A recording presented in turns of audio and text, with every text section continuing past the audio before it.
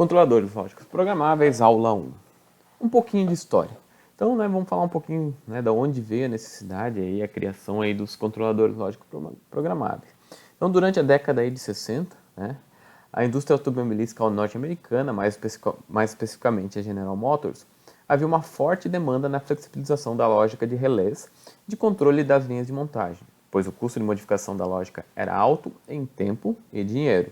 Imagine então uma linha de produção de automóveis, aqui exemplificado aqui nessa figura da esquerda. Então imagina, eu tenho uma linha de produção, imagina lá na década de 60, aí começaram, saíram lá da época do Ford T, que era tudo um carro igual ao outro, e aí já na década de 60 aí já começou, vamos dizer assim, a entrar diversos tipos de customização, ou seja, eu quero um carro da cor X, eu quero um carro de conversível, eu quero um carro com travas elétricas, enfim, uma infinidade de acessórios que poderiam ser colocados e tirados do carro, aí dependendo da necessidade do cliente.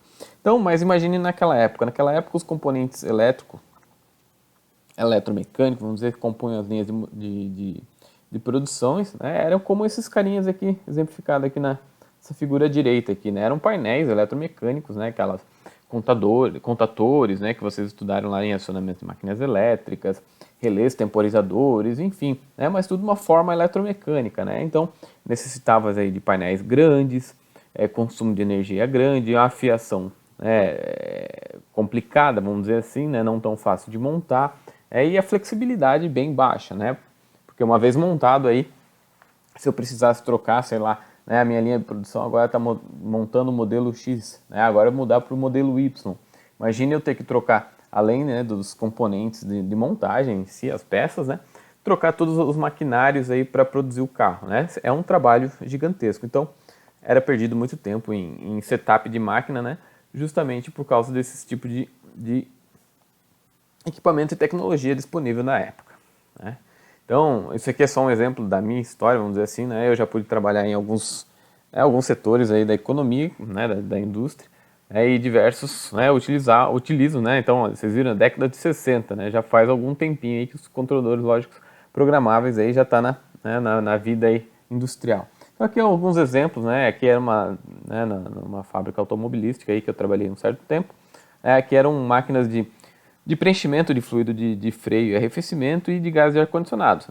No interior delas existem, além das placas dedicadas, também existem controladores lógicos programáveis, que a gente vai ver daqui a pouco. Eles embutem aí nos equipamentos uma flexibilidade bastante interessante. Então, quais foram os requisitos lá inicial da General Motors, quando propôs a criação, aí, o desafio, vamos dizer assim, de criar esse novo equipamento? Então a ideia é que ele fosse de facilidade de programação e reprogramação, como nós vimos ali, painéis eletromecânicos não são tão fáceis de programar e reprogramar, vamos dizer assim, de uma forma fácil e rápida. Então a ideia então é criar algum dispositivo aí que fizesse, tivesse uma programação fácil e eu poderia ter o poder de reprogramar.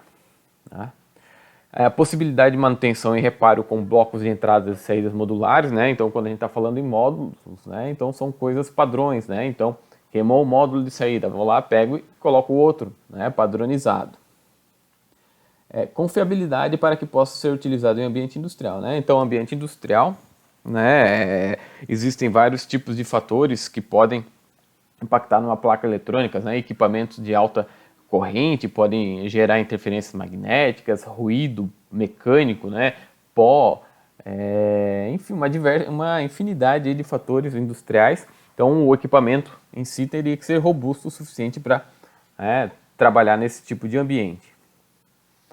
Redução do tamanho em comparação ao sistema tradicional que utilizava os relés, Então, nós vimos algumas fotos ali. Então, era um painel, consideravelmente aí, ocupava bastante espaço, dissipava muito calor, e consumir energia elétrica. Então a ideia era compactar, substituir esses equipamentos eletromecânicos.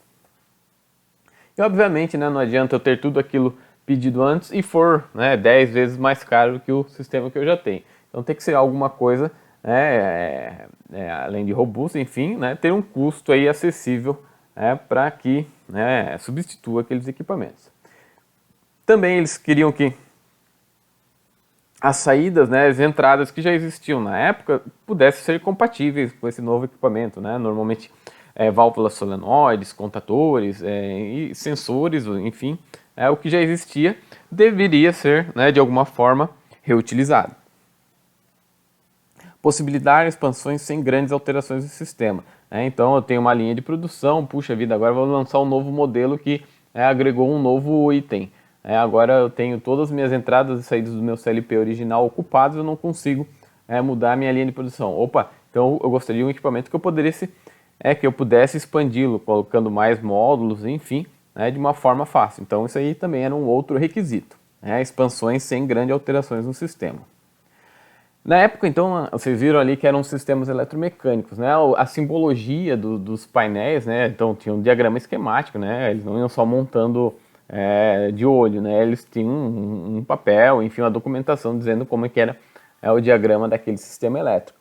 E, normalmente, eles utilizavam esse tipo de simbologia, né?